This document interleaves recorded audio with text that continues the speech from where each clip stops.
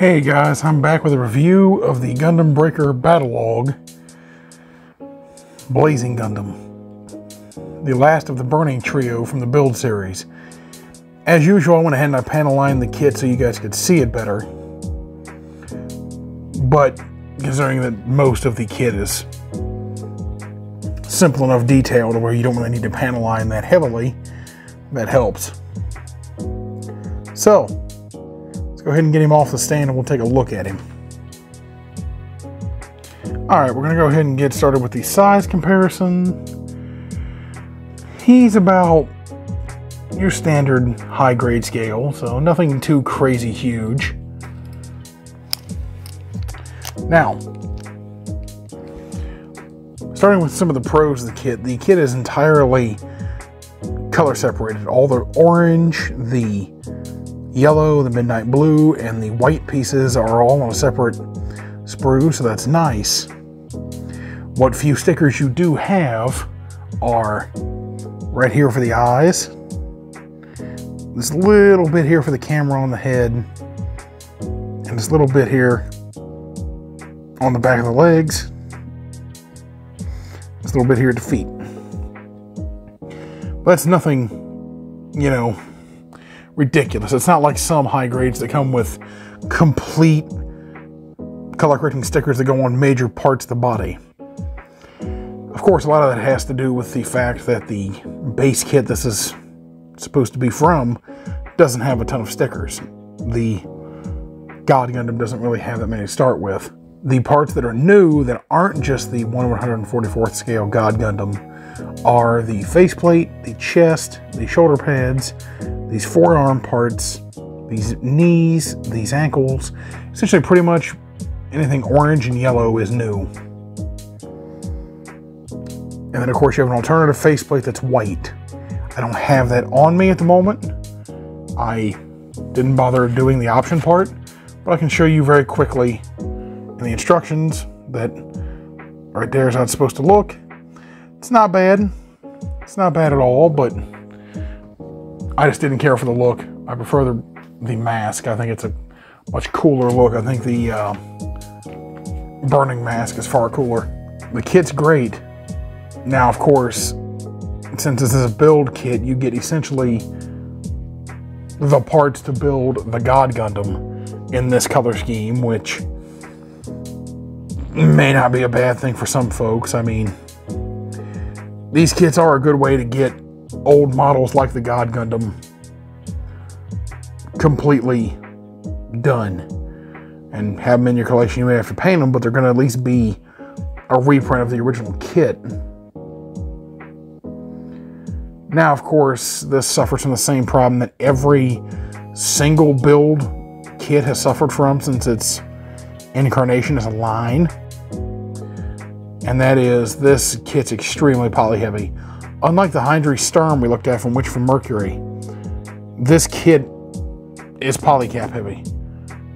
This entire model, all the joints are polycaps. Both of the shoulder joints are polycaps. The hip connection is a polycap. The knee connection is a polycap. Polycap at both the ankles. There's a polycap on the back of the thighs. You have a polycap for the neck, polycap for the waist, polycap for the abdominal section, polycaps for these, polycaps for the hands. There's a lot of polycaps. There's honestly a little too many polycaps to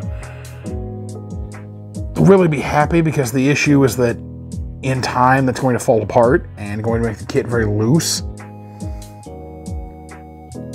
But, I mean, that's one of the only real issues this has.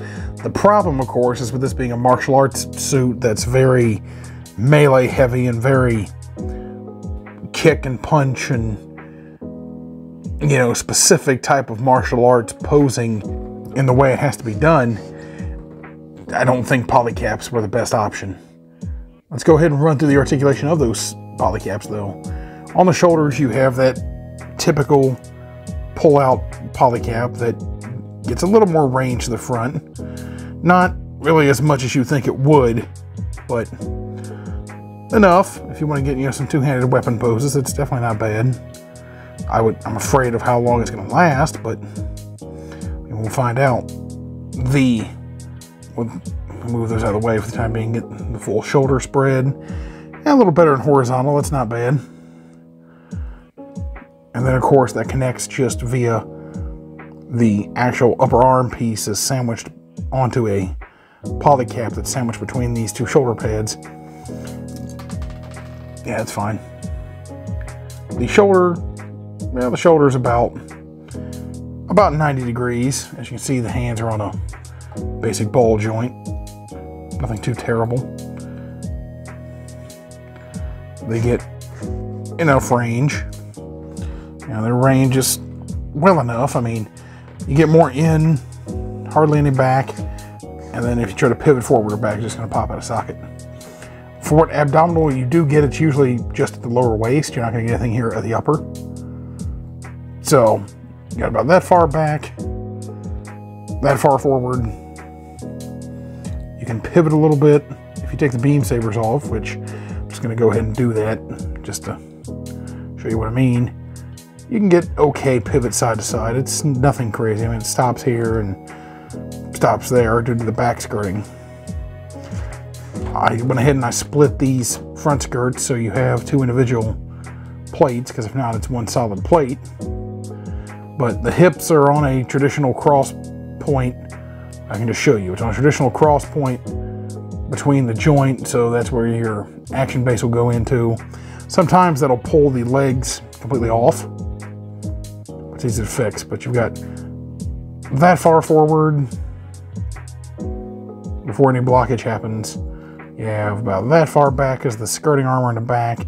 That could be better. And then of course, we'll see how well we can get a kicking pose. And thanks to the side skirt, you only get about that much a side pose, which, and that's not terrible, but that's not completely, you know, accurate as to how I would want this to go. So it can be a lot better. It's the same on this side too. You've also got yourself a thigh swivel, the double jointed knee that's connected to a poly cap down here. You get okay range. I mean, it's about what you expect for a standard high grade at this point. And then the thigh piece, due to it being one of the burning Gundams, can split out, and you've got the thrusters inside, which is fine. The foot articulation, you get a little bit down, a little bit up, none to the side because of how all this is engineered. A little bit of pivot from the foot itself, but none from the armor. That kind of sucks. And then as you can see, the head is on a floating double ball peg. I can just show you what I mean by a floating double ball peg. You've got that double ball peg that's connected into the chest, and then here at the top of the head, and it just pegs into the head. And of course, these little side parts can move. Obviously, I mean, they're made to due to the gimmick the mech has in the show. That looks pretty cool, but I mean, this will probably stay in its entire life just because of how I display my gunpla generally. So eventually I'll go over how I've got them displayed, but yeah, see, that's that poly cap connection to the leg. You see how weak that connection is? We posed the knee once and it popped itself out of socket. Definitely not the best thing in the world for a martial art kit. Now, I didn't forget to cut the safety points off the fin. That's how the fin is shaped at the top of the head. That's just how it goes, but I have to admit, that head sculpt is phenomenal. That's what I've always liked about the Blazing Gundam. It's just a fantastic and intimidating looking kit. Honestly, this looks like something that would be in G Gundam. It's really quite impressive, and the foil seals for the eyes really do work phenomenal on this kit. I don't know why. I don't know if it's just the way the kit itself is designed, or if it's just the foil seals with this kit, but they work excellent. You can see them at any angle you move the kit at. You have the foil seals shining, so that's nice. Now, for weapon spread, you get 2 tonfa handles that, of course, just peg into the gripping hands. Because again, these are just the gripping hands of the God Gundam. These are nothing new. You can put them that way, or you can put them this way. I don't know why you'd put them this way. That's kind of weird to put them like this, but you can put them this way. And then, of course, you can put the beam saber blade into it to have beam tonfa. I'll show you how that looks in the hand. You have a long blade and a short blade. I'll show you what it looks like. Just swap the hands. And these hands are kind of a soft rubber material, so they're made to, grip everything a little nicer. You can just, stick that there, and it looks all right. I mean, it's kind of silly having the big blade out of it. That's why you have the option for the shorter blade. You just take that off, and yeah, again, you'll probably pop the end of it off, but that happens. Just pop that off, put on the short tonfa blade, pop it back in place, drop the model, and then super easy to do. I mean, it's a super effective weapon. It looks really cool at times too. Like this, it looks really cool. I mean, you can get some cool poses out of it. Yeah, I wouldn't display it with the tonfa mostly. With the blades, at least. I'd display it with the tonfa just in the hand. And it's the same grip on either side. So like one side's going to grip exponentially better than the other side. I mean, they're going to grip about the same. And of course, since this does use a lot of parts in the God Gundam, you can just peg it into the beam saber handles for a short blade, and then for a long blade. And yeah, I mean, here's the size of what you're talking about. It's not crazy, but it's enough. I mean, it's a cool enough looking sword. In the hands of the mobile suit, it looks pretty good. I mean, it's effective enough. It's an effective enough looking weapon in its hands to get the job done. I mean, I like it. Then on top of the fist hands and gripping hands, you've got the style post hands, or in this case, martial arts hands, which I'll show in the pictures at the end, how they're going to look on the kit. But again, they're from the God Gundam, so if you have the God Gundam, you know what you're getting into. One of the new parts for this kit, because it was on the sprue for the new parts, is the blazing kick effect part, which is just a extra foot that's cast in a translucent teal like the beam saber blades are. And I don't know what's going to show up on camera, but it's a lot more saturated here and looks kind of cheap in all honesty, but I mean, it's simple enough to change out. You just remove the foot from the socket and you just take the whole thing off, because the ankle armor installs onto the foot. Then you just uninstall the foot armor. It's a little complicated to do, and I'm trying to lean over a camera, but same connection points. You just take this, slide this over, and then you find where the point to peg it in at is, peg it in, looks pretty okay, and then you peg it into the leg, and it looks pretty good. I mean, it sells the deal of it being an effect part. I mean, I wish it didn't look as cheap. It looks great with these lights shining on it, but in real life, it just looks like a cheap piece of green plastic. So let me go ahead and swap this back around for the rest of the review, since that's kind of cumbersome to have to work with. Again, you have to wiggle a little bit of the part out because it's a different material than what the foot's made of. This is a softer plastic. But yeah, it works for what it needs to work for. Again, you can see that little polycap connection in there. It just sticks in like so. Much like the ground type Gundam, which is another kit from this line I really like the design of, but I can still safely say is kind of subpar. The sad thing is, while this design is extremely cool, and the look of this mobile suit is extremely cool, it looks like something that would fit in the universe it's supposed to be from, which is Mobile Fighter G Gundam. The problem is that it's kind of not that great of a kit, considering that it uses a lot of old engineering, a lot of heavy polycaps. It's kind of an obscure, oddball design that unless you really like the Blazing Gundam, you're probably not going to care enough about. If you already have a God Gundam and a Rising Gundam in your collection, you're probably not going to care about this one-off build version of a kit from that line. Now,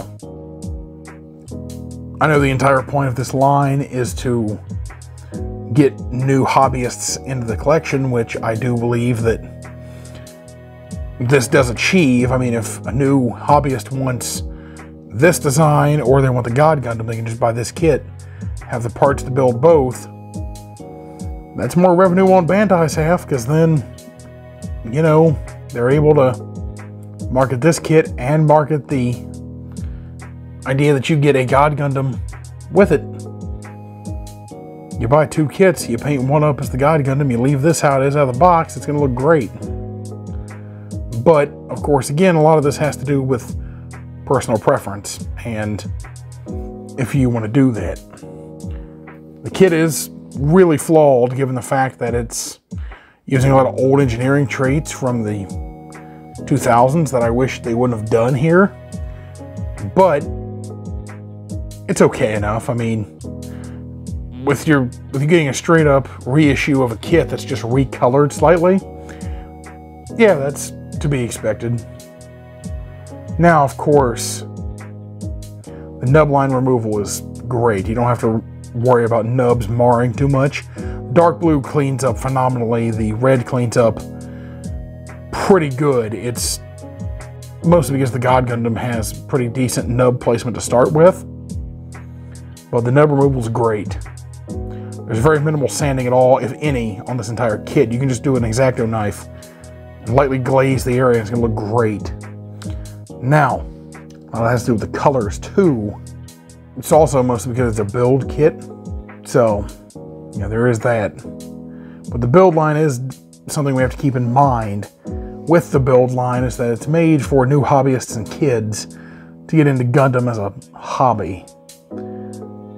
You know, it's good that everything's able to clean up and the build looks cool enough. But it's perfect for those kids, those big kids like myself. And it's easy enough, it's quick, you'll be able to get it done in pretty much an evening. And let's face it, we Plamo enthusiasts need all the help we can get with getting new blood in this hobby. I mean, I don't mind if they're marketing these to kids and marketing these to new hobbyists. We need all the new blood we can get. We ain't getting any younger. But yeah, I mean, with it being able to cater to a younger audience, a newer audience, and being available at places like Hobby Lobby and your local hobby shops and Target, just to name a few, and generally being affordable anywhere between 18 to 20 US dollars, yeah, it generally is nice to have the option to be able to have a whole line of about 8 models that you can just buy and build, and they're going to build up nicely, they're going to look good, they're going to have minimal nub placement, they're going to be able to clean up well, look good on a shelf, have minimal work done to them, they can be straight builds, and they'll be great. I mean, I really don't think it's that odd of a thing. Matter of fact, I like it just for the fact of getting some recolors of known kits and known characters. All of my rambling aside, I would recommend this kit as a fun build, or if you like the battlelouge kits, or you're just like me trying to be a completionist and round out the remainder of this line specifically on your shelf, because I am addicted to buying plastic crap, but you know, that's the way it goes. Now, despite its flaws, it is pretty solid. I really can't say to pick it up unless you're a fan of the God Gundam, but it is solid. I mean, if you're a newcomer getting into the hobby, or you are just looking for a fun kit that you just want to pick up and build and get done on like a Sunday night, this will get the job done. But if you want a better option for the God Gundam, you don't have to go this route. In a 1/144th scale, if you're a more advanced modeler than a newcomer, I would recommend the real grade. About the same size, but very nice, beautifully engineered. This is all that really matters, I suppose, is that you pick your preference and go from there. I will link the battlelouge series in the description below. I would recommend you just give it a watch. It's fun. Every episode is about 5 minutes long. Kind of plays out like a early 1970s Saturday morning anime. It's kind of goofy, but I love it for its goofiness. And yeah, it's super fun. Thanks for watching. I'll see you guys in the next video.